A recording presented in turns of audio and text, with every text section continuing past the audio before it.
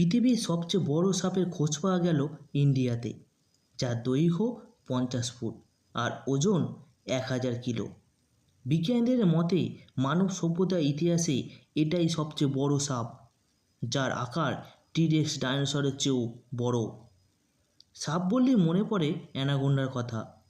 ইন্ডিয়ার বুকে খোঁজ পাওয়া সাপটার কাছে অ্যানাকোন্ডাও শিশু। তাই ইন্ডিয়ার গুজরাট রাজ্যে এই সাপের খোঁজ মিলতেই আলোড়ন পড়ে গেছে সারা পৃথিবীতে। হিন্দু পুরাণে বাসুকি নাগকে শ্রদ্ধা জানিয়ে বিজ্ঞানীরা এই সাপটির নাম রেখেছেন বাসুকি ইন্ডিকাস। এই সেই বাসুকি ইন্ডিকাস, যা ভগবানের শিবের গলায় অবস্থান করে।